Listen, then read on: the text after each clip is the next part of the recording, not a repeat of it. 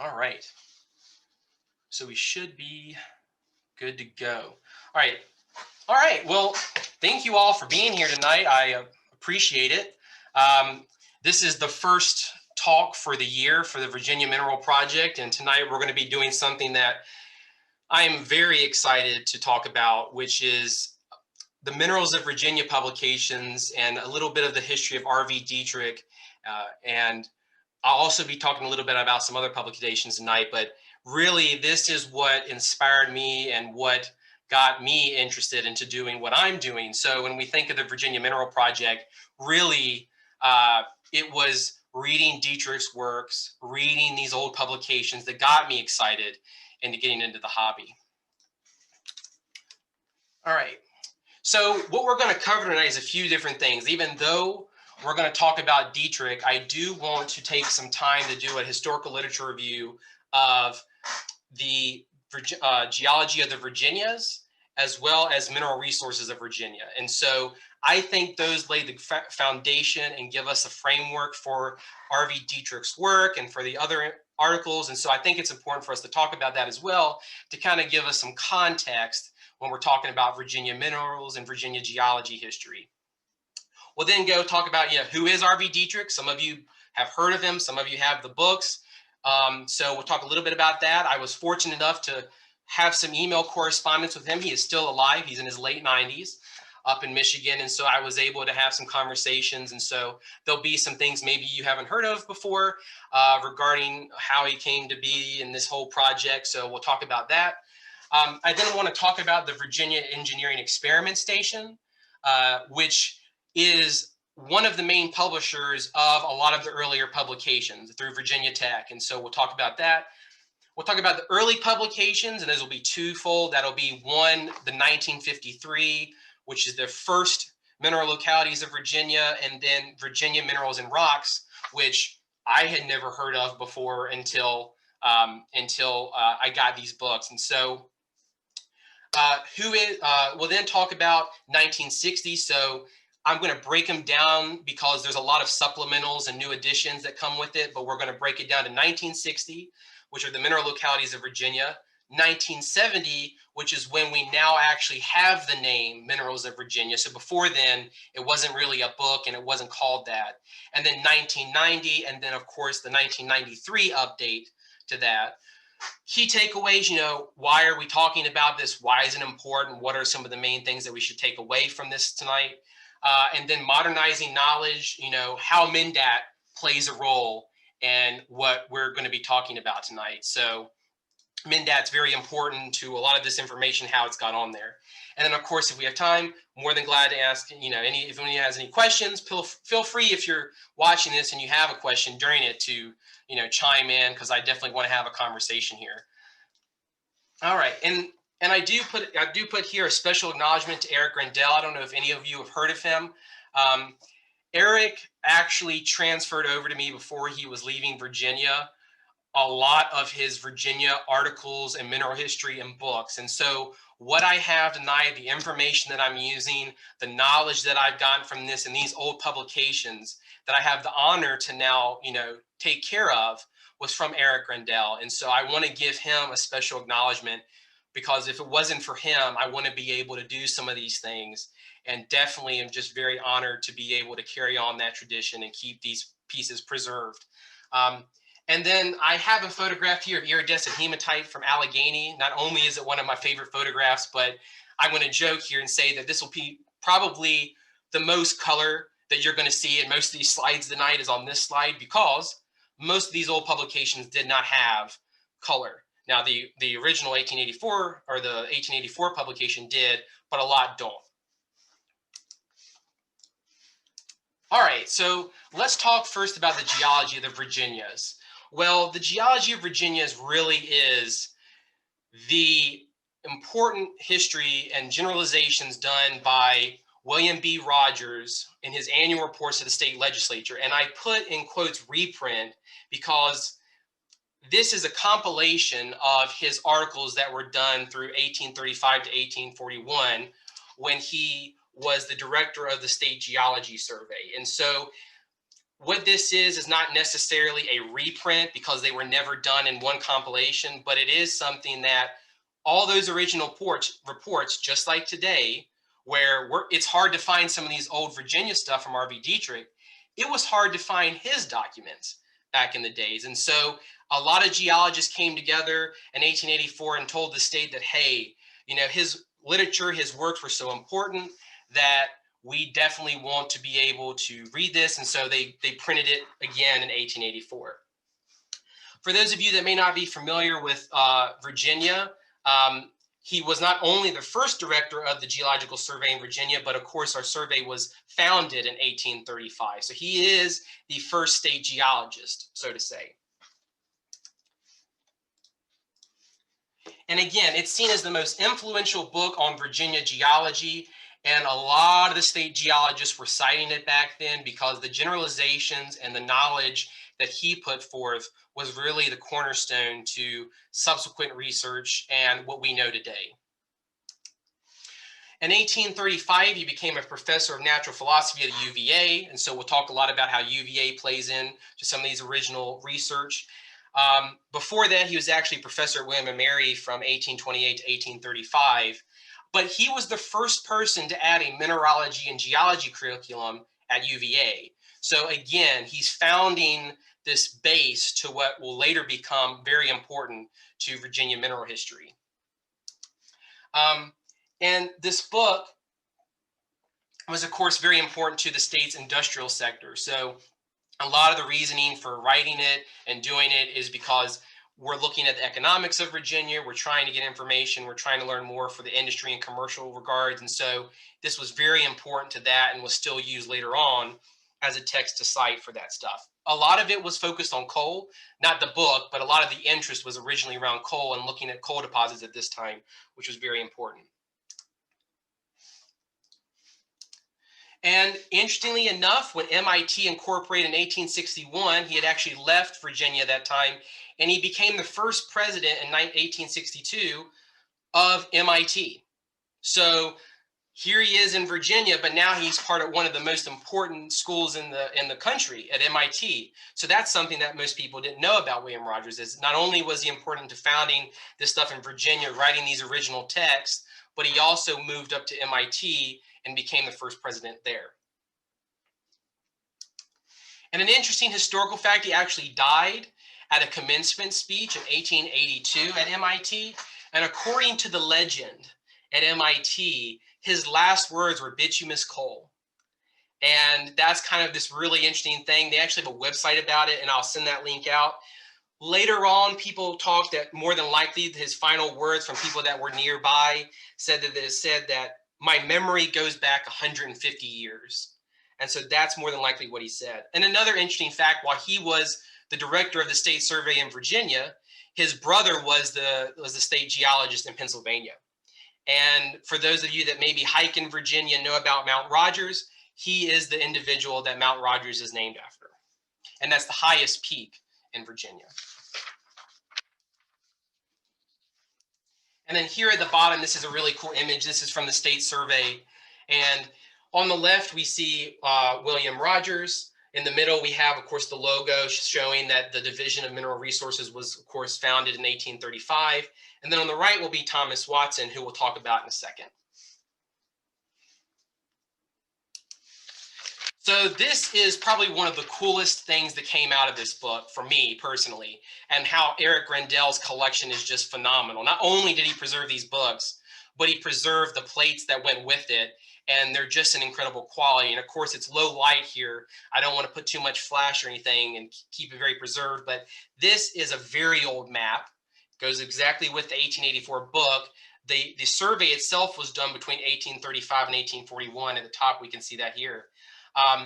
But again, it's called the Geology of the Virginias because it wasn't until 1863 that West Virginia became a state. And so here we see that it's combined together. So it looks very different than what we would see Virginia today, but you can still kind of see the shape of Virginia there.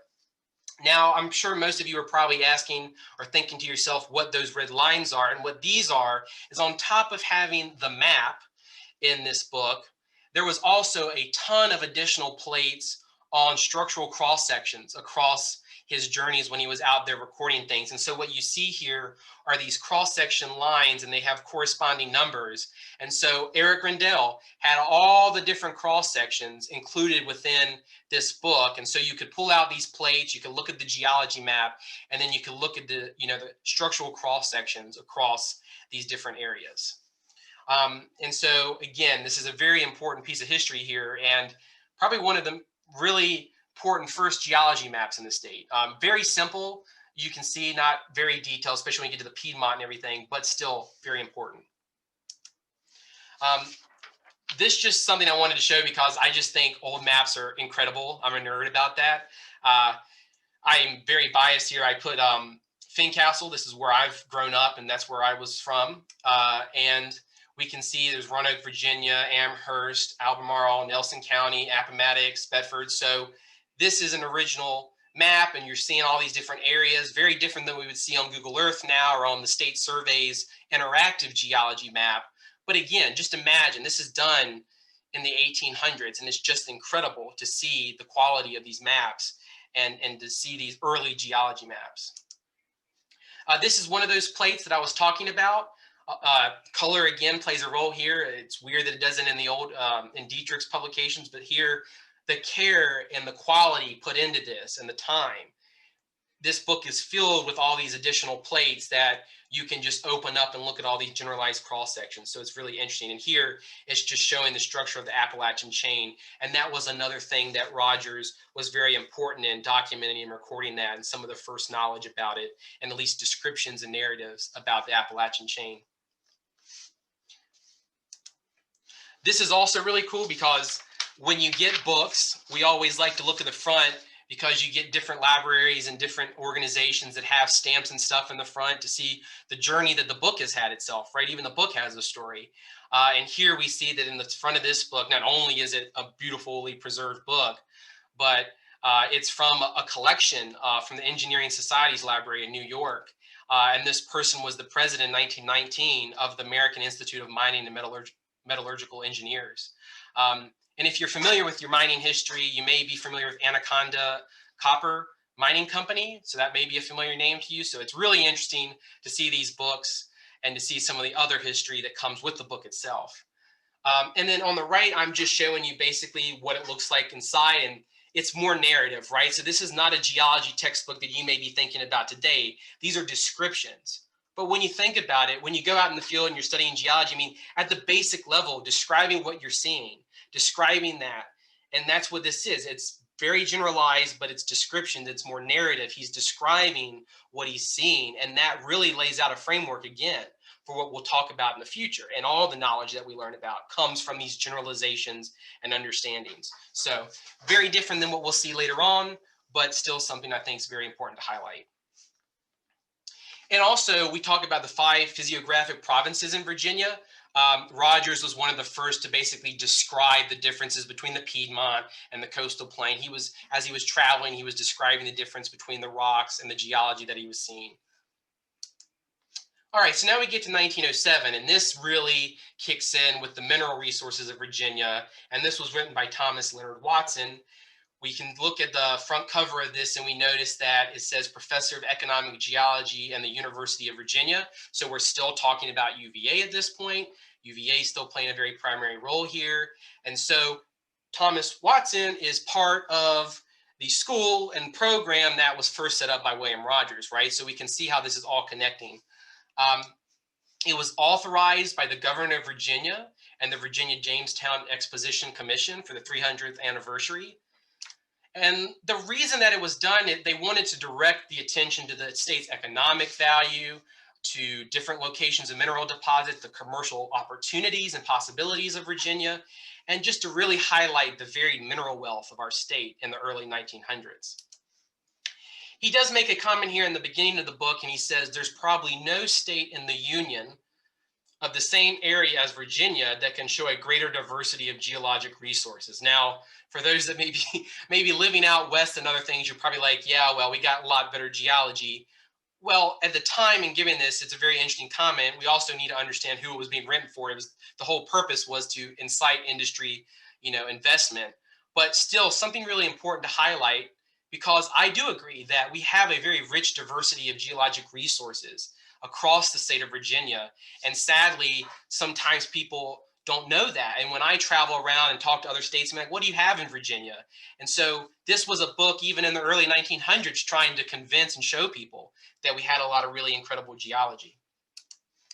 He actually put something in there that I wanted to bring up. So he said that in 1906, the value of production of mineral resources was 30 million. 30 million in 1906. That's a pretty big deal. And so if you adjust that for inflation, that's now $860 million, roughly around that. And so in 2019, the state survey, or the DMME now, estimates that the market value of the production now is 1.6 billion. So still, so very substantial for 1906. And so Watson, of course, credits Rogers' publication. I mean, this is vital for this information, these generalizations, understanding that geology. A lot have been done between, the mid 1800s to now, of course, but still very important to highlight those old texts. And so really, when you think about this, I would recommend this. It's actually free. And like I said, when I'm done with this presentation, I will put links in the chat and on the YouTube channel for people to see. There's a free copy. You can go through this. You can purchase a reprint that was done in 2015. And it covers every topic imaginable about Virginia's mineral resources. So really, if you're wanting to learn in some of the earliest understandings of our copper deposits, of our zinc and lead deposits, this is a critical text for you to learn about. And he also has a lot of other great work. So it's not just this book, it's a one and done. I mean, he also in 1908 becomes the state geologist, right? So he's also a state geologist in our state. And he has other works on apatite and titanium deposits in Virginia. So a lot of the rutile and like Roseland and the Tye River, and we'll talk a little bit about that as well. So again, it's hard to imagine, but even in 1907, there's a wealth of mineral knowledge that even he's referencing to in the back of his book that's old. Like here we are in 2021, and we're talking about, man, this stuff, we can't find it anymore. But even then, they're resourcing back to the early 1800s and the mid 1800s. And that information doesn't always make it to today. So when you look at these old books, it's important to go back and find some of these critical references that you can't find today. And then, of course, here he is right there as well. And so, again, this looks a little bit different than what we just saw with the Geology of Virginia. As you can see that he's breaking it down in an economic and commercial focus. So we see that there's a lot of different chapters, but here it's broken down like zinc and lead and copper. He's giving some percentages, and he's telling you a little bit about the ores. He has a lot of drawings in this book and a lot of diagrams. I think that's really cool. That's what fascinates me about these old books, the careful attention to detail put into some of these early works is just phenomenal.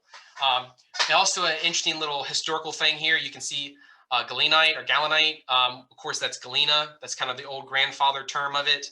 But you can see he's describing things. He's talking about Wythe County. And these are important mines, especially in Austinville, very important, going back even to the 1700s. Austinville mines were actually some of the oldest mines in the U.S. continually worked mines, because it's still there today. They're still working like the top ore. They're not actually going underground anymore, but a very important thing. And that was the New Jersey Zinc Company. And so again, very interesting book here. There's a lot of really cool pictures. Again, they're not great, right? We got to keep in mind the quality of the images at the time. But on the left here, something that collectors may notice in Virginia is that these are really, really early photographs of the rutile prospects in Roseland or Nelson County, Virginia. And this would become in the 1950s the main area for the American Rutile Corporation. Very important for titanium, right? And so that industry in the 50s, as it was there, and I have a vial of from Ward Science of rutile grains from the rutile quarry here. But again, very small pits at this time that turned into be very critical for the commercial industry in Virginia. So it's really cool to see some of these original photographs. In the middle there, you have the Bennett Barite Mine, Pennsylvania County. And at the bottom, we see gypsum here. From near Saltville. So we had a presentation on Saltville, Virginia. Would recommend it if you haven't seen it. And I've actually walked this property, which is incredible to think about. I've been there. This is all reclaimed now. It's all filled in, but I've walked the same property that this photograph was taken. And that's just really cool. And another thing about these books. And then, of course, iron. I think we are all familiar with the historical importance of that throughout history, throughout civilization. Some other iron mines. For the Shenandoah Club members that may be joining us, the Lynchburg Club, you'll probably be familiar with the Dixie Iron Mine.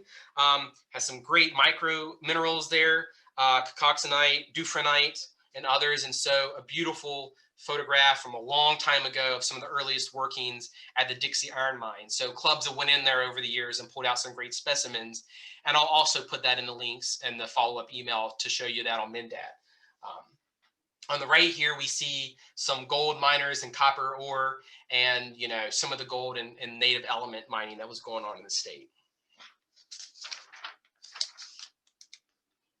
And here, this is just, again, one of the things that's really fascinating about these old books and publications is the diagram. So unlike the Geology of the Virginias, this book actually has fold outs, maps and diagrams. So it's bounded within the book. So it's good because you won't lose it as much. And so here you see these beautiful drawings and beautiful diagrams and charts. And so this is showing you clay localities of the coastal plain. And so this red line, I think, is a very crude but type of drawing of the fall line in Virginia. And that's where the Piedmont drops to the coastal plains, where you see that shift. Very historical importance for, you know, colonial settlements, the fall line, and being able to go up the boats in the river. And so that's kind of what it's showing there. And so you see these numbers, and again, that's where he's referencing these clay deposits or these clay localities.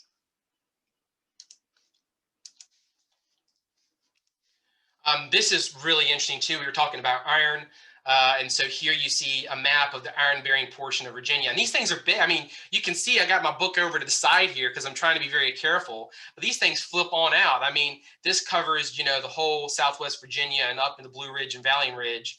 And it's showing you all these different types of ore for iron. And then you can also see the different furnaces. And so on Facebook, you know, we get a lot of people in Southwest Virginia that get on the mineral page and ask us, you know, is this obsidian? Is this, you know, glass? And it's slag from these iron furnaces at the time. So it's really cool when you can piece these together. And here is showing you a map of the different furnaces and other places across the state.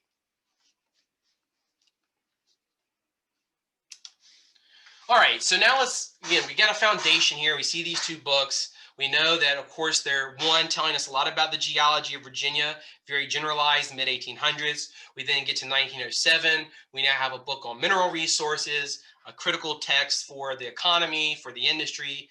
And so now let's talk about R.V. Dietrich. So I want to express here that in no way am I an expert on everything about R.V. Dietrich. I can't tell you all his motivations, all his life history, but I've been fortunate enough to be in contact with him and have written him and had some correspondence. And so there's some things that he wanted me to tell you all and to have in these discussions when we talk about his publication. And so again, for our reference, we're going to think about R.V. Dietrich as his professorship at Virginia Polytechnic Institute. And so for many years he was there. That was when the bulk of these publications were being done. And that was very important for, of course, most of the publications that we're going to see tonight. He then moved up to Central Michigan University, and that is where he retired, and that is where he is currently. He is in Michigan. He's in his late 90s, but he currently resides in Michigan.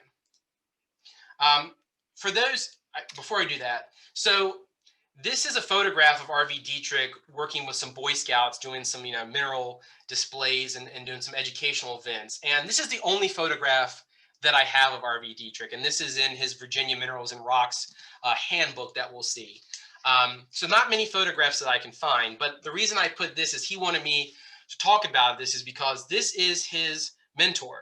And I don't know if any of you may know who that is or may see a familiarity there, but that is Adolf Nampf, who was a Yale professor and was a famous geologist who actually has a mountain named after him in Alaska. And this is someone who Dietrich saw as his mentor in geology, one of the most important people in his life, and really taught him what he knew. And there'll be an interesting point here in a second that I'll be making. So I asked him, I said, how did it come to be that you were the guy who worked on these publications? And so I think most of us may be familiar with this. To our friends that are not mineral collectors and people that we know in our life, we have a lot of minerals in our house. People always say, hey, they got a museum in their house. And so according to Dietrich, he was known for having this museum in his home in Hammond, New York. And when he came down to Virginia as a professor, he would actually identify specimens at the school for kids, for school groups, for the staff. And he became known as the guy who knew a lot about minerals.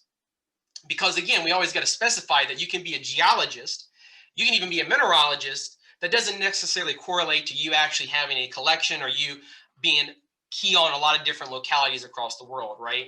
And so he thought that was a great way to outreach. He thought that was a great way to promote for the program and recruit students at Virginia Tech University. And I think that's very honorable. And I think that's something that's what we should be doing with our clubs. I mean, that's a great thing for us to do. And that's why many clubs have done that over the years, because you're recruiting in a way for local geology programs, getting people into the field. And so he wanted me to say that he was actually not a mineralogist. So he was a petrologist. So his main study was petrology, which is basically the study of rocks and the conditions under which they form. And so he was not a mineralogist by trade. That was not his interest. And so the reason that he came to be involved in these projects was not just that he was a professor at Virginia Polytechnic Institute, but it was also that he was involved in the program and people knew that he knew a lot about minerals and had that museum. And so it kind of happened naturally in that regard.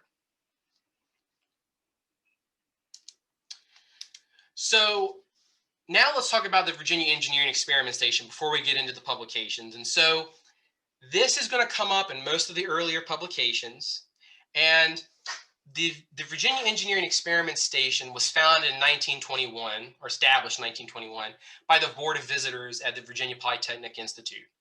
And the mission was to stimulate and advance engineering education and to investigate problems of special importance to engineering, manufacturing, mining, our topic, transportation, and other industrial interests of the state and of the nation. So really this was a research, learning more about the state, what can we do, advancements in the field. And so when we think about why the 1907 was written and why these are being written, a lot of it has to do with, one, directing interest back to the state, showing our diversity of mineral localities, and so that you can start seeing how the stones are being laid for us for the foundation for his publications. In 1950, the General Assembly actually establishes the station as a separate division. It gives them their own research organization and their own budget. And then the first article that we're going to see on Virginia mineral localities will be 1953. So it's 3 years after they have their own budget and organization. And there's probably more stories that go into that. Why did it take 3 years? Why didn't they do it before 1950? So, how much funding was Dietrich given? How were all these things come to play and how did it all work out are other stories that I'll piece together over time. And so in 1966, his duties were actually assumed by the research division at Virginia Tech. And so it will change. And we'll notice that between the 1960 bulletins and the 1970 book, the name will actually change. And so that's little things, right, that most people don't pick up on. But it's history. It's things that actually happened over time and meant a lot probably back then to the people that were going through it when divisions were changing, budgets were shifting, and the entire publishing of this thing was different. And so here's something really cool to keep in mind too, is that Virginia Tech wasn't even established or founded until 1872. So we've already talked about Rogers and we already talked about all that. So UVA was involved in all this before. Now we get Virginia Tech. Sorry for all the football fans out there because, there's the competition between Virginia Tech and UVA, but it's very interesting to see how they kind of work together and relate in building what we know today as collectors and mineral enthusiasts and geology lovers about the state's history. And so, again, this is the original seal, and this is what you would see at the bottom here, this bulletin of the Virginia Polytechnic Institute. This is what you would see at the front page of most of these articles, of these bulletins, would be that right there. All right, so let's talk about the first one. So the first one is Virginia Mineral Localities was the name of it, and it was done in 1953. And so again, we're seeing over here, you got what I just said, which is the engineering experiment station. This is number 88. So they had 87 other things, and that's different departments, right? And so the first bulletin that was ever done has 156 citations. Now that may seem like, well, what's the point of mentioning that? But the reason I mention it is because that's 156 articles, documents, papers, books that we may not think about, that we may not even look at. I know I'm guilty of it. I open up these articles and I don't go to the back and look at the references, but sometimes some of the best knowledge in science is sometimes in those references and even in the endnotes and the footnotes. And so 156 citations, that's 156 further investigations into any of the localities that you may find of interest. Well, hey, I know where I can go and find more information. And that's really interesting. And so Dietrich told me that these early publications were actually urged on by some different individuals. So we had Charlie Holland, who was a mine engineering professor, Wallace Lowry, who was a geology professor, John Murray, who was a chemistry professor, Webb Richardson, who was a physics professor, and they were all at VPI. And then you had Bill Foshag and George Switzer at the Smithsonian Institute. And so it wasn't as if Dietrich woke up one day and said, I'm going to write these bulletins on Virginia mineral localities. Rather, it was a team of people, a team of interest that came together. And we can see these are people of different degrees, right? People probably working in the engineering experiment station and saying, hey, this is something that you should do. This would be something that's interesting to document. Because if you think about it, we didn't have computers like that. And we didn't have computers to go search the web and look at all this information at one hand and get all MNDAT. So compiling mineral locality data from hundreds of citations is quite a feat. It's quite a project. So the undertaking of this was large. And so what we'll see in a lot of these original publications are smaller bulletins that will end up creating what we know today is that 1990 copy that most of you held up earlier. I've actually went to school at Virginia Tech University, so sorry if I'm shifting from VPI to Virginia Tech. As a student, I would call it Virginia Tech. But Lowry actually has a scholarship program through the geoscience department at Virginia Tech. So that name is still very important to the department and has that kind of scholarship set up for students. So again, we're seeing how that history is connected and still where we see it today, which is really interesting and fascinating and why I love studying it. So again, VPI was the publisher under the engineering experiment stations. And so something that will shift over time is that when he first came up with these bulletins, the list of minerals were actually ordered by the Dana classification system. So you had native elements at the front, sulfides, sulfates, halides, oxides, carbonates, et cetera, et cetera. And so that is the way he organized it. Now, if you open up your 1990 book right now, you're going to see that it's listed by alphabetical order of minerals. But that was not how it was done at the beginning. And part of what I would say is the audience changed, the reasoning changed, the focus shifted. And you start seeing where they're trying to now shift over to what is more open for collectors or the public or the community versus using the Dana classification system. And so no photographs were included in this 1953 edition. There was nothing there. And this is a very critical point because I think I made this mistake. I know I did.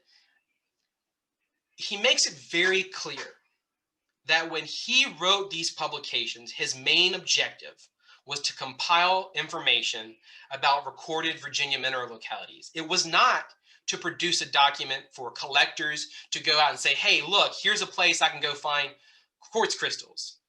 If a quartz crystal was discovered, no matter the quality, no matter the abundance, let's say amethyst, I should say, then it would be noted in these locality indexes. It was never meant to assume that the mineral is still there. It wasn't meant to assume that the site was still open even by the 50s. Hell, it could have been closed by the 1900s. It was meant to provide a compilation of localities, which we now use MNDAT of today, but back then you didn't have. And so you can't assume when you read these things that there's going to be great crystals of something here and collector quality material. That wasn't the intention. So it's in the beginning. So how many people, always read that beginning part, not actually the book. And so people may have these misconceptions. Even into the 1990 copies, although they're very valuable, right, to collectors, that wasn't always the intent, to assume that if it was written, that it was still there, that there was a lot of it, that it was quality. So those were not assumed, and he makes very clear in this first publication. And so here we see what it looks like. I'm showing these pages because I don't expect you to read that, because to me, very small text is the first thing that I notice when I look at these old publications. Very, very tiny, very, not, I don't want to say unorganized, but just a lot of information in one little spot. You can see this is the first page actually, which is Virginia Mineral Localities Native Elements. And he has, let's say, gold here. He's giving you the element. He's given you information about the crystal system, the hardness, specific gravity. He focuses a little bit maybe descriptive, so you can see instead of giving you locations, he's given you gold has been reported from XYZ, and copper has been reported in XYZ area. And he's also giving you some counties, and then you see these numbers here, and this is basically just saying, okay, Albemarle County at the old Faber lead mine, reference 67. So you take this and you go back to 67, and then you read that article. And in the conversations and what he had said at the beginning of some of these books, the reason that he included this kind of mineral information at the top is he just wanted to reinforce for people who may be amateurs or coming to the study to get a little bit familiar with some of the more mineralogical, geology focused, like why are these considered, what is a native element? What are sulfides? What are all these different things? And so there were some intentions behind it on what he was trying to teach, even within these articles. At the beginning, this is what you're going to see. The appendix begins in 1953. At the end of the articles, he's going to list out all of the counties, and then he's just going to give you a list. He's just going to say that, and I've already been using like Amherst County, graphite, bornite, cooperite, ilmenite, rutile, so on and so forth. So he's just going to list that out. And so you can see at the top, he said this list is included for possible aid in planning collecting trips. So he's just saying, hey, in this county, that's this. And so we'll see that shift over time, but there will always be this county by county index. But here it's very hard to read, very, very small font. And it's not a normal 8.5 by 11 piece of paper. So this is very small writing. And then again, here's your references. All right, so now let's talk about something that's not Virginia mineral localities that turns into Virginia Minerals of Virginia. But this was a handbook, and we can talk about this and we can bring this up at the end. But for myself, I never knew this existed until Eric Grandel gave me 2 copies.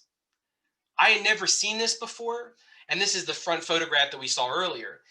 And it was actually the first handbook written by Dietrich on collecting minerals and anything about the hobby in Virginia. And so this is seen as our first handbook. We can see that there's 4 editions, 1954, so that's 1 year after 1953's first publication, the one we just looked at, 1958, 1960, and 1964. So it continued for a while, but again, this comes back to what we talked about William Rogers, where even in 1884, they had a hard time finding something from 50 years ago. Of course, publishing was different back then, but even now, it's 2021, and you can't search this on the web. You can't find that information unless you get a hold of this book or able to piece together some things. It's hard to find that information. And so this photograph, or this, which was an original painting at the front here, I think was the best out of any of the publications that were done, because it's so nostalgic. It's so interesting. And so what this is an actual copy of a painting from Norfolk and Western's Railroad. You can see the train in the background. And it's 2 geologists exploring rocks in the New River Valley in Southwest Virginia. And that's what we're looking at here. And I think that was just one, it just really, I can't get that out of my mind. I think it's one of the best front covers of any of his books, because it was just very interesting and it really spoke to the hobby. So the publications were so popular, that's why you saw 4 editions. They were also small, so 60 pages. So again, it was meant to be a handbook. It was meant for something you could take out in the field, you can look at, and you can learn everything you really needed to know. And so the goal of Dietrich was, It was designed to supply in concise and reasonably non-technical form information for school teachers, for 4-H clubs, for Boy Scouts, Girl Scouts. And I thought this was interesting. He said members of nature study groups. So I don't know if that language has changed over time, but I assume that to be maybe um, mineral clubs and also, other nature societies and things of that nature. So, but anyways, it was meant to be something for the public and to be digested in a different way than the other bulletins. And interestingly enough, this is the book that provided the most amount of photographs. I would argue the best photographs of any of the other publications. The quality of the paper is very different than the other books, but still, great photographs that never made it into the other books that we may all be familiar with that I had never seen before, and I have some copies to show you tonight. And again, it covers everything you can imagine. Collecting techniques, what you're going to need out in the field, mineral structures, rocks, scenic areas in Virginia. You want to go to Natural Bridge, you want to go to these hiking trails, uses of minerals and just daily life, identification guides, little most hardness scale, it brings in the list of minerals by county, like we just saw, the county by county list. And again, just a wealth of knowledge. So it really covers a lot of different information in these handbooks. Now, there is a handbook done in 1961, so we can see one of them is 1960, that was done by someone named Gustav at the State Survey, and it's titled Identification Guide, Common Rocks and Minerals of Virginia. And I've only seen one of those ever, but not very common as well. But again, that was another handbook done around the same time as the third edition of this. But again, these are very, very rare. So this is the front page. So you can see we've now gone back from list and all that type of data to now more narrative and explanations and kind of you want to read it. So it's not you open it up and let's go to this page and look. It's more of a let's read, let's get some information and get you into the hobby.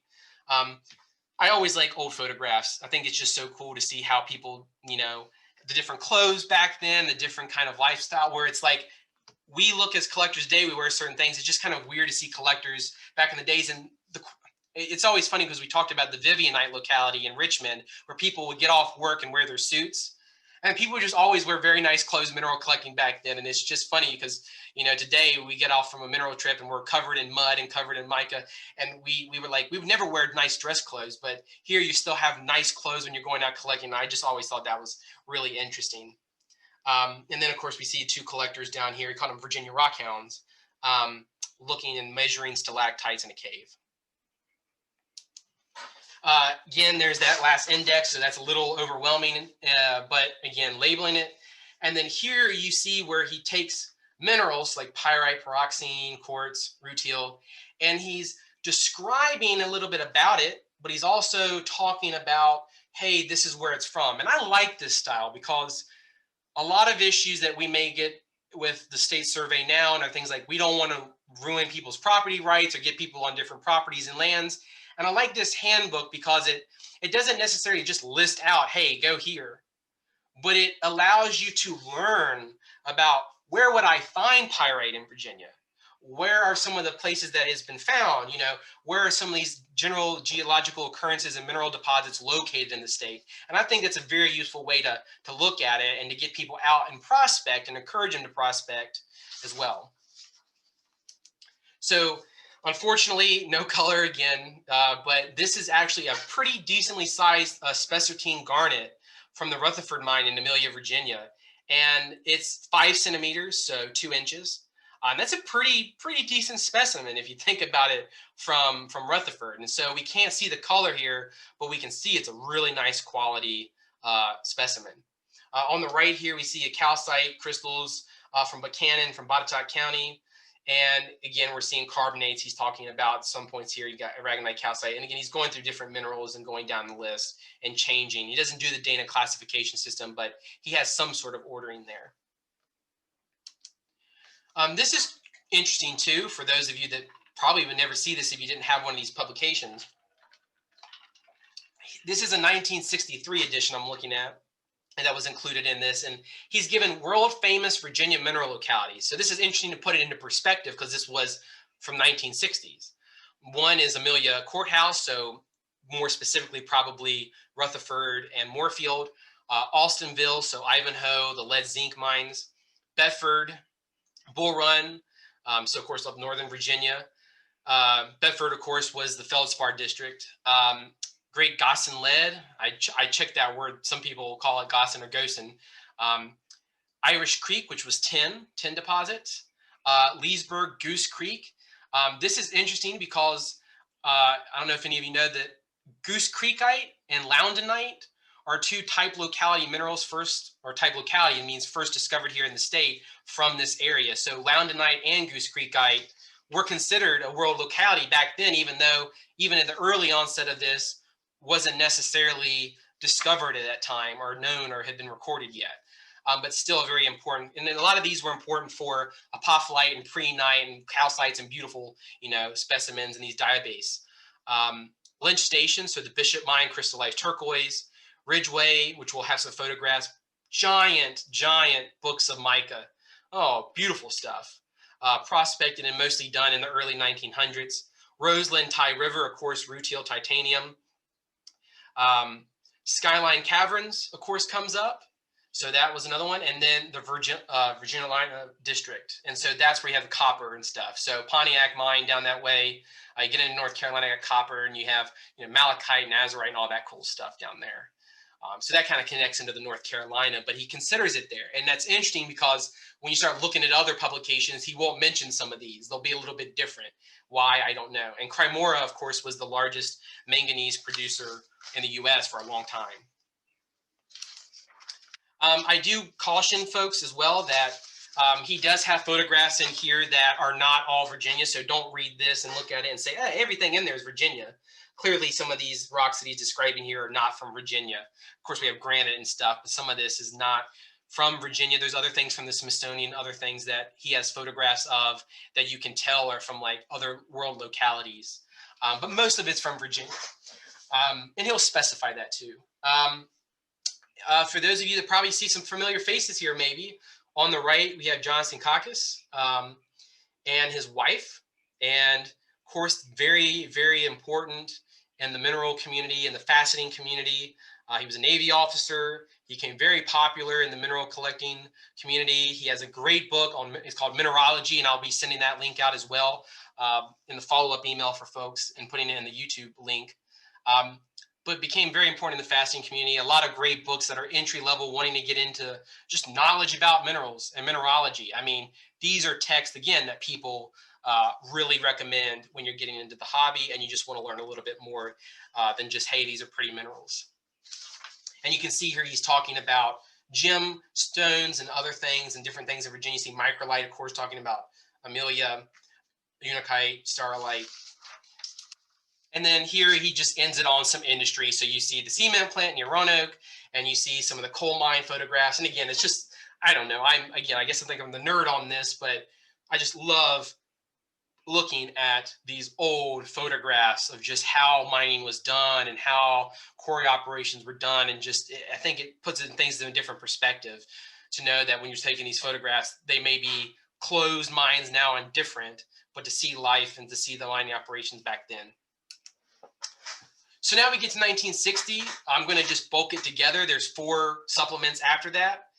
I view this as the compilation phase for what will become Minerals of Virginia in 1970. And so, again, this is going to be the last bulletin under the Virginia Engineering Experiment Station, and it will be the last bulletin titled Virginia Mineral Localities. So he'll shift names now to Minerals of Virginia. So up till now, we've been talking about Virginia mineral localities. Now, there is a bulletin by Alan Pinnock in 1987 that's free and it's online. And I always recommend that. Very small. It's only like 8 to 10 pages. And it's PDF. And it just goes by county and then list out the mines in that county that have been for collectors. So it has a different focus. But he also takes on Virginia Mineral Locality Index in that as well. What's crazy and probably deserves a discussion in of itself is the methodology by which Dietrich is collecting this information. I said previously that Dietrich, didn't have the access to the technology that we had, right? We take that for granted today. And so in supplement 2 itself, there was like 250 new localities from supplement 1. And in each of these supplements, you were getting like 200 plus unreported localities within each edition.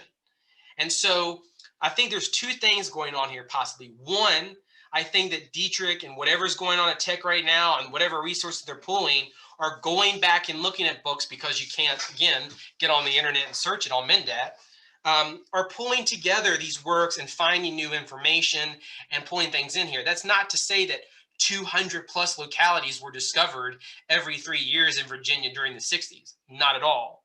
But he's going back and getting and recording that data and building up to what will be the hegemonic text that's the 1990 edition. So imagine living during this time, you're getting these little tidbits of information and it's coming out and you're learning these things and you're like, wow, 250 new locations. It's a big deal when you didn't have Mendat for a collector in the state.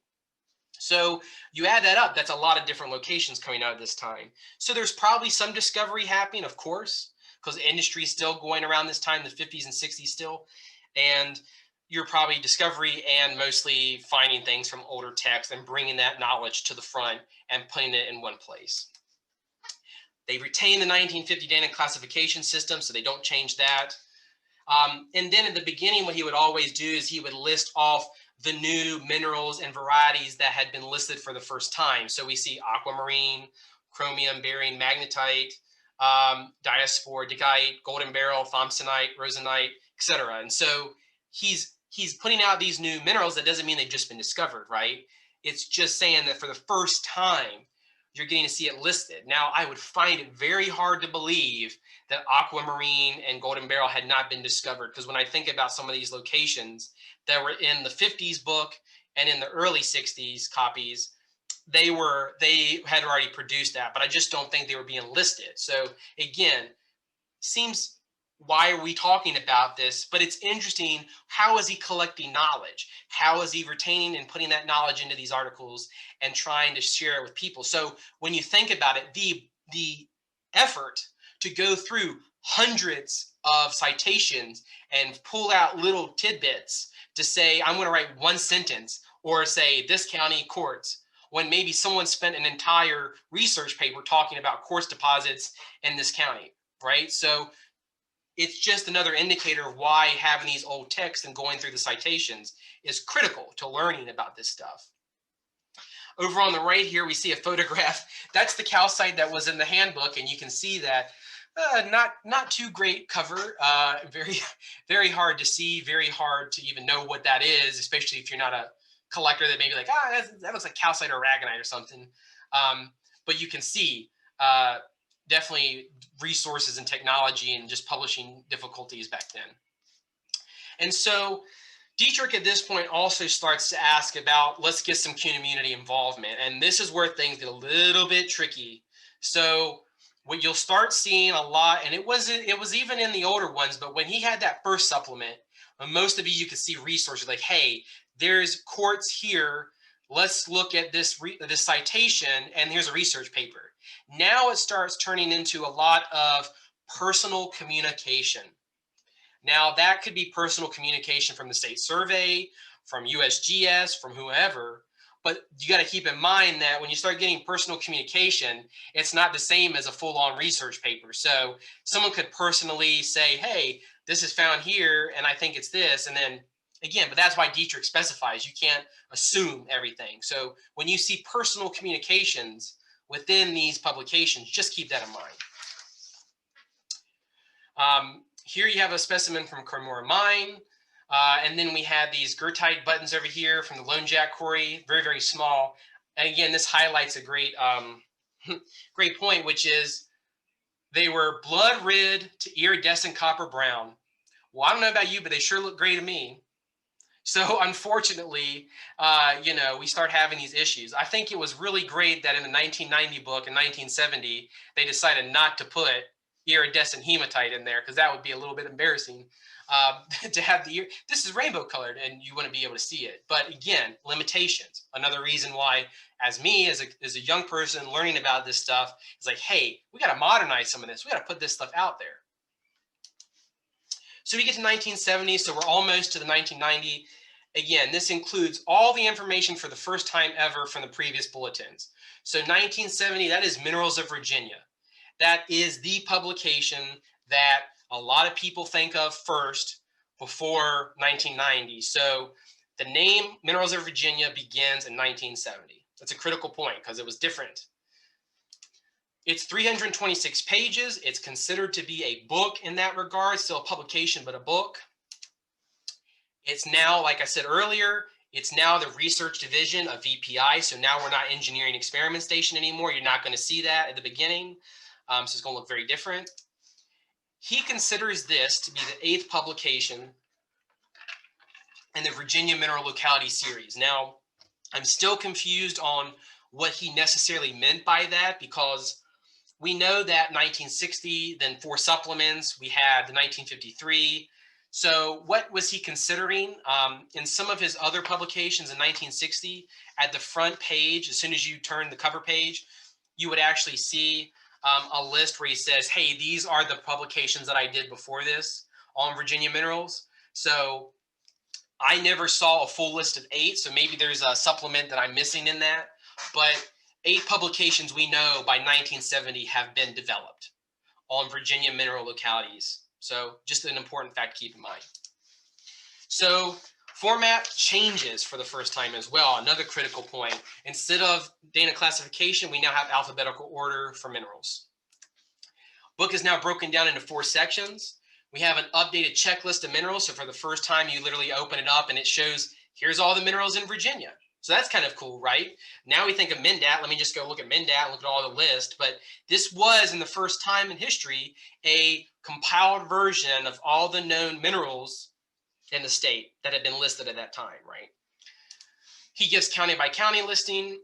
He's going county by county is the way I say is the way that he reads it. He also gives some information on some of the top 8 noteworthy mineral occurrences. So he's talking about the diabase quarries. He's talking about the he never specifies Moorfield and Rutherford, which I think is interesting. He just says Amelia district, Amelia pegmatite district. And so you start seeing some mini publications. 1990, for those of you that have it, you'll know about what I'm talking about. But this is the first time he includes a little bit narrative in the front. And then again, alphabetical listing of minerals. Again, for the front cover, this is crystallized turquoise. Not the best photograph, but one thing that's interesting, when you open up the cover, you'll notice that it states that someone took the photograph and then color plates are courtesy of Dr. C.A. Michael. So in my mind, this may have even been a black and white photograph that was then, had color put on it, or, color plated. So this necessarily was not a colored image at the start. So I thought it was an interesting little note there. And I show this because why am I interested in doing this? Why are we interested in doing these things? Well, let's look. That's me with very little photography experience, with a camera, nothing special, nothing exciting, but you can just see that major difference between the two. So it just shows you how now the technology that we have, even on our cell phones, can just provide a new opportunity and outlet for people in our community and getting new generations involved. And so I really think it's a critical thing for us as a community to photograph our specimens, to record our history, because if we can't get back in these places, this is all we have. This is really all we have. And if someone goes to these books and they don't see, anything but very black and white images, it's going to be hard to get them interested. And that's not, I like that stuff, but not everybody does, right? This is what it looks like now. Font's bigger, so that's nice. Here's that localities by county. And then you see, here's what it looks like. You now have alphabetical, so we're looking at fluorite here, and then he gives information. We actually have more descriptive text than we have in previous bulletins. So before it was like, here, it's this, I'll put a little bit of information, and then I'm going to tell you to go to that citation. He's now basically given you the citation in the text, but he's not requiring you to go back and learn everything that way. So it's a little bit, again, different audience, right? So now, like the 1990 version, you don't have to go do a lot of research if you didn't want to. Again, I recommend it if you want to learn more about it, but here he's given a little bit more information so you don't just see something and then have to go back and research it yourself. Two great photographs here. First one, there's a little story to it. The calcite, beautiful twinning there from Rock Ridge County, Lone Jack Quarry, very popular place for collectors. You can see on the left side, it's damaged here. I don't know if that's contact or the way that it cleaved off the beginning, but here you see a hand and a thumb here showing, covering up the tip. And according to some stories, this was actually dinged really bad getting it out. It wasn't done that well. And so they're wanting to show that twinning, but they're very cognizant that they definitely don't want to show you that it got broke when it came out. So fantastic specimen, can't tell you where it's at, but yeah, there's a little history to that because it was actually not that great of a tip on it. It had been damaged pretty bad. On the right here is something that is very, very meaningful to me. And one, we see Dr. Foshag on the right, and we also see Dr. Switzer here on the left. And this is the people, again, that helped bring about these articles, right? These original publications, right? And so we have the Smithsonian here, and then we have another professor at Tech. And so, so we can see they're both formerly curators at Virginia. I mean, they're Smithsonian, and there's former curators at the Smithsonian. And this is a large feldspar crystal from Bedford County. And what's really cool is that this is still on display on the same wooden surface that you see here on this little pedestal with a little placard. And it's in the Virginia Tech Geoscience Museum right now. And as a student there, when we were studying or we wanted to get out of class and just go relax in the museum, I curated a Virginia mineral display there.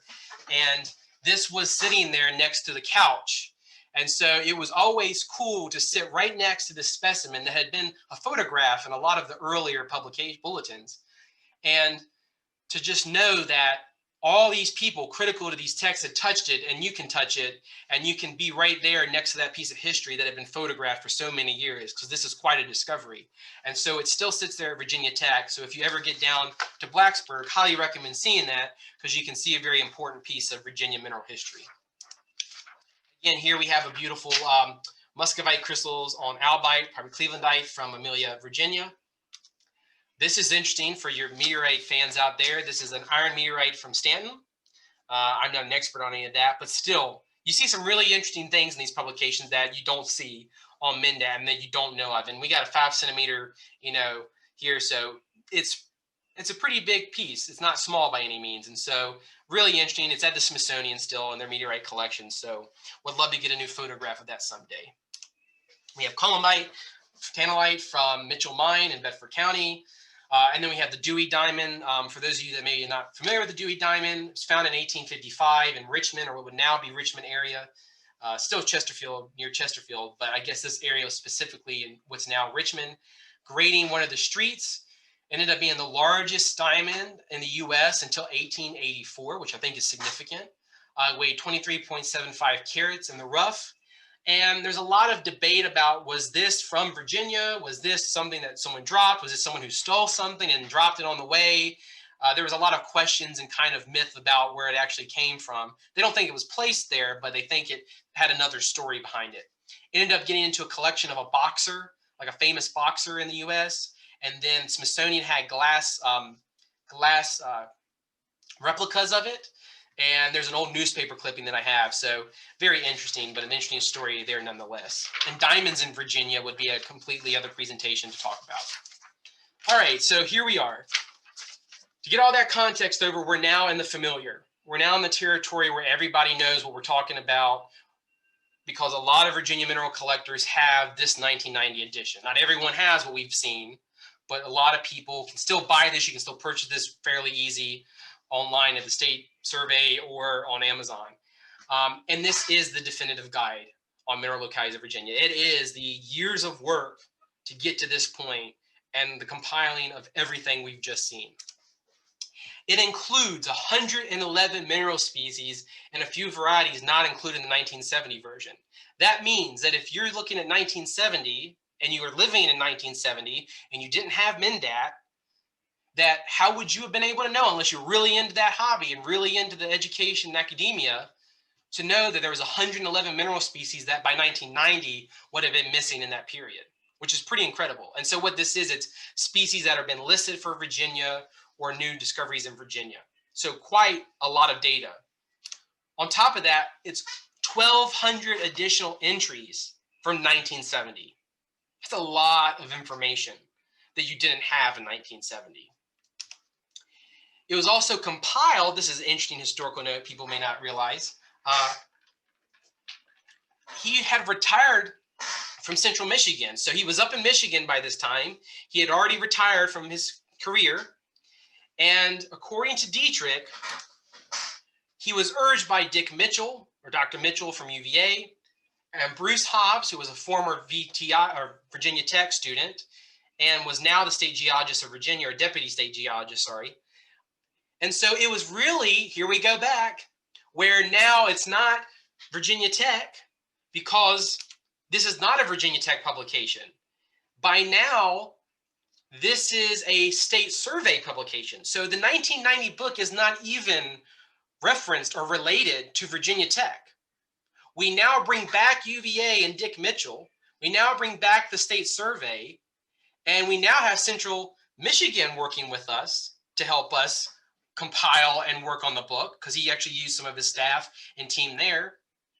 And so 1990 is actually published and done by the state survey itself. And in 1993, we get that update. And that's where we see these new localities, fixes and some errors. So you put some new stuff in there. And then he apologizes, which I think is interesting to put, that there was a lot of errors, he said, in the first one, and that there was some things that weren't right, or some things that were left out. And so he said there was a strict deadline. So I thought that was interesting, because that had never been in the other one. So what were the internal history and politics going on? I don't know, but very interesting to note that there as well. And then, of course, to the right here, we see gold specimen from Spotsylvania County, and that is on display at the Smithsonian Institute. And there was plans for future updates according to 1993, and that's just not there anymore. So it's hard to know what happened. And so that's a question that I need to ask when I follow up. Unfortunately, Dick Mitchell did not survive to see this book. So he passed away in 1989. And so when the book was done in 1990, Dietrich made it an important point, and he emphasized this to me in our correspondence, that he really wanted to dedicate the 1990 version to Dick Mitchell, or Dr. Mitchell. And so here we see Dr. Mitchell with an Andalusite specimen from the late 80s discovery over near Lynchburg, or Alta Vista. He also includes something for the first time, which is this really interesting article on the Amelia district. He's now showing in this list here, he lists all the minerals from the Amelia district, but he says you have some, he's trying to describe, is it abundant, common, sparse, rare, very rare, absent, reported, but possibly an error, from the pegmatite and then the host rock. So if we look at it, we say actinolite is very rare in the pegmatite and common in the host rock, and that makes sense. We see cassiterite is very rare in the pegmatite and absent in the host rock, and that makes sense. So he's actually given you a little bit more information. So if you ever come across these Amelia County specimens, you can see how rare is it. And so MNDAT just listed, but this actually gives you some context, which I think is really interesting. Again, this is what it looks like inside. And then we also have this ridgeway. So here's those giant muscovite books. This photo is from the early 1900s. And you can see that they have these giant muscovite books being found in Ridgeway in Henry County. So really, really, really cool photograph. And you can see that just the person there, he has the beard and all the gear. He's got his pocket watch and everything. So quite a historical piece there. He's got other things. He got the starlight for the first time in here. It's from Patrick County. We see a quartz crystal, very large quartz crystal from Floyd County. There's been tons of giant quartz crystals found in Floyd, and it's really cool because you got a mercury dime there as well. So it gives you some kind of context to that photograph. And then Barger Quarry, we get to see we get to see for the first time one of our photographs from our new logo for Friends of Mineralogy Virginia. So you actually get to see that, which is really cool. And yeah, I see Laura said something about Dick Mitchell. Yeah, you know, it's fascinating because, you know, the Lance Kearns in his collection at JMU and a lot of the specimens, when he gave us the presentation on the new Peter Vai exhibit, he specifically mentioned that a lot of those Virginia acquisitions to his collection was under the Dick Mitchell Fund. And so the Dr. Mitchell Fund really helped build that JMU collection many of you are probably familiar with on Virginia minerals. And so here again, we see our logo and the way that we were trying to draw it. So that's something really, really interesting. And then 1993 comes around, we see that we had the last update, the last piece of history that we have in Virginia, and the photograph is Andalusite, probably one of the best Andalusites from the site. This actually was on display at the Smithsonian for a while, then goes off of exhibit. It was in their metamorphic exhibit, and so not on display, but still at the Smithsonian. Just really nice crystallization going on here. And then what he's done here on the right, and the reason I show you this is because if you're reading this, you look at, let's see, cerussite or chalcopyrite, and then that bracketed is saying that on page 93, that's where the update is coming. So the 1993 update is not easy to find, and I can't really find that online, and someone maybe when we get to the Q&A can say otherwise, but it's hard for me to ever find it online because a lot of the Virginia minerals, so we got to get confused here because we have Minerals of Virginia, which are these publications, and then you had Virginia Minerals, which were bulletins done by the state survey for many years, and they also had different things. And so all of the Virginia mineral publications at the state survey are PDF'd and put online for you to view, which is great. But this I can't find. And you also don't get a PDF of Dietrich's either. Which is not the same as the Watson book and the Rogers book, which you can actually find documents on from USGS with all the text, which is really cool. All right, and so before we finish on all that, I wanted to just kind of highlight some things. So here we see one of the best apopholites and prenites from Centreville in Fairfax County, and this is on display at the Smithsonian, and this is a photograph on the left from the 1990 publication, and you can see it's very hard to see anything. It's oriented the same here, which is nice. And it's not a great photograph on the right, but you can just see what a very bad camera phone through a glass pane can do compared to what we had as the main text of our knowledge of Virginia mineral deposits. I also like he always includes collection catalog numbers, and I think that's fantastic. We've actually been able to piece together some catalog numbers from like the turquoise crystal that's now on display at the Smithsonian and actually connected back to one of his articles. So I love that because it really pieces things together. I think this is an error here. It actually says that the longest dimension is 33 millimeters. That's not very big. This is actually bigger, like it's around as long as your forearm, maybe a little bit shorter than that, but it's huge. It's really, really big piece. So I think he meant 33 centimeters with this. This is a photograph. This is not the same specimen, but it's just trying to prove a point here. This is calcite from Hampton, Virginia Beach area. And so imagine yourself looking at this and saying, okay, whatever, back in the days, and saying, well, that's not that great. But then you see on the right here, that's what it looks like. And again, I'm not an expert photographer, but you can see that what a difference it makes and what a difference this means when you photograph and you show the color and the images and the quality and all the intricate details that you couldn't. You can really use that as a great tool, as Dietrich would always say, to recruit into programs and recruit people and get that interest of the community. So something that I think is really important. And then again, I come back to this rutile crystal here. On the left, you can see this was the one from the Virginia Minerals and Rocks handbook. It did make it into his other publications. I think it's in the 1990, if I'm not mistaken. It may be in 1970. But the twinning is not very visible. I mean, it's visible, but you look at that J right there and you can see that on the top. that is just completely visible on the right here. And again, this is a photograph that I took at the Laura Robbins Gallery. And one of my missions is to go through the Smithsonian, hopefully in the future, and go through these local museums and photograph pieces that were on exhibit, I guess not exhibit, but on show in these old publications, and now new photographs. And this isn't the final photograph I took of this, but it's just one to show you. This is the one that I gave to the museum because I put the label. And this is the only label that I've ever seen from R.V. Dietrich. And so what's cool about this is that I actually have the letter and how it was given to the museum and all that information, his signature by Dietrich, his label, the specimen, the old articles, and you can piece all that history back together and tell that story of how it came to be found by Anna Jonas, and then now is at the Laura Robbins Gallery from being transferred from Dietrich, actually from Central Michigan University at the time. So clearly he had a collection. Clearly he had labels. You see, this is number 2,777. I've never seen another label, let alone a Dietrich piece. And so those are things that I would love to photograph if anyone had them. So something interesting to mention. So key takeaways that we have tonight, because I know that's a lot of information. I know that there's a lot of different publications, but the first thing is that there's no colored photographs.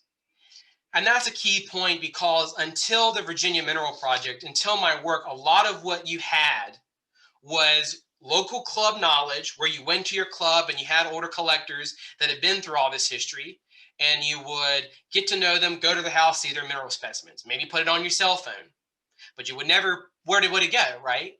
Where would it be used? And then you have MNDAT, and MNDAT has a lot of stuff, but even MNDAT is very lacking in Virginia locality photographs. There's a lot of stuff there, and we'll talk about that, but it's lacking a lot of photographs on a lot of these key localities. And so without that, you would have to go to a museum, you'd have to go to the club, you'd have to get over that obstacle of access to even see what our state has to offer. And so what I try to do and what I try to accomplish is photographing and making these presentations and using these to make it accessible, to give people an avenue that they can find and see some of these photographs. And again, I'm no photographer, but it at least allows it to be out there, public knowledge. And I think it's vital to show them in color and vital to show them in the technology that we have today. Another thing is Dietrich has become that person that we know and that we think of when we think of Virginia minerals. Dick Mitchell as well, Alan Pinnock, there's so many, but when you think of that literature, it goes right back to R.V. Dietrich's 1990 book. It is a critical text. It is one of the most important texts, and it is the text that gave me that passion to do what I do today. And if I wasn't able to see that, if I wasn't able to look at the hard work that he'd accomplished over so many years, would I have even been interested in minerals? Would I have even been here? And so he became so vital to the community and to the access of knowledge of our mineral deposits in the state. Again, changes in technology have shifted what we know and what we can do. His references provide a wealth of knowledge. Do not just look at the book itself. Go to the references. That's a key point that I want people to know, is that there's so much back there. That is where the real knowledge begins in our state's history, and where I implore you to look and explore further. And then a few questions that I leave to pose, and maybe people want to comment at the end. You know, what role did he really play? We'll never know, right? When I said something about giving him credit and giving him honor and doing future projects, he said, there's really no need in that. You know, he's like, I don't really see a point. And I said, why not? I said, we should. And so how important are these texts? Because we don't really think about it. We think of from a club context, from an education context, but from a pure literature context. How important were they in getting new generations involved into our hobby? How important were they as a resource, as a starting point for someone's knowledge and interest? So how many people and how many new generations has Dietrich cultivated, as he would say, recruited, because of this book? In what ways would modern technology assist Dietrich? We would never know, but we know that we now have the technology to do it. And through community action, we can do new things. We can build new things, and we should, because it's important for us to do that. And then what have we missed out on in the last 30 years? We now have MNDAT, but even MNDAT requires people to upload data. So if it's not there and someone didn't put it in there, then what do we have? What are we missing out on? I clearly know there's a lot of new minerals that have been identified in the last 30 years that we do not see on MNDAT in some cases, or in the, at least in the literature. So those are things that I think are important to think about. And then real briefly, because I know we went over time, MNDAT is a very valuable resource. And then no ways do I neglect or say, don't go to MNDAT, because of course, MNDAT is one of the best things that means so much to so many across the world. And it is the ultimate mineral locality database. I mean, imagine Dietrich thinking of that and having that at that time to go back and collect this stuff would have been incredible to build a Virginia mineral book off of. But again, a lot of this knowledge that we see on MNDAT comes from him. It comes from people who used his text, who used Watson, who used other articles from the Mineralogical Record and Rocks and Minerals to build that knowledge, like Wikipedia, of what we know today. So that's why these books are vital, because MNDAT can only be as good as that literature, as good as that population that inputs that data. So Dietrich's articles really give us the knowledge of what we see on MNDAT. So when we think of MNDAT and we look at these things, we got to think, where does this go back? How are we seeing these things? And that is something that we should think about when we get on MNDAT. And again, a lot of this stuff may be reclaimed now. A lot of this stuff may be covered up. Hell, there's a lot of Walmarts on top of everything. I always joke, Walmart's great at putting Walmarts on top of mineral deposits. But again, it's about preserving knowledge. It's about having it accessible. And as Dietrich would say, it gets you out to prospect. It gets you out to explore. And that's the most important part. I can't tell you that maybe this mine is operational or that you can go here. But man, you can go look when there's a construction site and ask somebody, or ask somebody who's farming or whatever. And then that's where new discoveries are made. So these books still prove and still hold a vital resource for the community. And so maybe in the future we can do something on MNDAT. I'd like to pull in some other folks to do something like that to really showcase the capabilities and the tools and the access, because it's phenomenal. And I can't even begin to touch the surface of that. But that resource is critical for a collector to use, and it's very accessible and open for everybody. And I like the level of entry into it. And so lastly, travel remains difficult for 2021 so far. I can't get out to do the interviews like I would like to do. I'm going to continue these monthly lectures. I know all of you are part of clubs that are engaging and involving yourself with clubs getting to be active and having Zoom meetings, and I think that's fantastic. And I don't want to discourage that, so I want to keep it to once a month because I don't want you to be overburdened. I want to keep this YouTube format because I think that while I can't produce all these articles with interviews because I don't have them, I can at least provide these resources that people can go to and share knowledge with. So when we're finished tonight, I can give people, hey, go look at this and you'll find this information online. And that's a great resource for people to share. I'll have a spring newsletter. And of course, next Monday, we're going to be releasing under FMVA, our mineral state directory. So be prepared for that. It's exciting. We'll have all the clubs, all the shops, all the resources and map for Virginia. So we can put extra stuff in there, have these articles and citations for you to explore and learn, and resources to learn about. And so that'll be coming out next Monday. We're excited about that, and we will continue that into the future. And then next month, we're going to have a talk on the herb number 2 pegmatite. And over here to the right is a photograph from the 1990 book. And this is the largest topaz in North America. Now, if you look it up, you're going to think it's Texas, but I will prove to you in this presentation that the carats and the weight still indicate that this has been the largest identified topaz crystal in the United States. For many years, it was lost. No one knew where it was, but I actually have gotten in touch with the museum and have found it, and we'll have some photographs for you of the first that we've seen in over 40 years of this, and we'll have a video up online. And so that will be in March. There's also the largest cassiterite as well in North America from there. And then just to highlight what happened in 2020, we developed FMVA, we created a community organization, and we're excited to push that forward and go forth and try to do educational, projects and work with the community. And we're excited for that. I was able to do over 25 lectures in 2020. We're really pumping those things out to give the community when there was no in-person meetings. And so a lot of those are recorded. Some of them aren't. Some of them are to other clubs. I've been building great relationships with clubs across the state. Many of you may be here tonight, and I appreciate that. Document preservation, Eric Rendell, he provided me with these books, and I can't be more grateful for that, to be able to pass that on and preserve it. Articles and recordings of Virginia locations, we have several of those now. Now we can get on YouTube and see, for the first time ever, videos on that. And more news will be incoming. And so with that, I'm going to end it. I'm going to end our recording. And if you have any questions or we want to engage in conversation, please feel free to do so. And I hope you enjoy the presentation.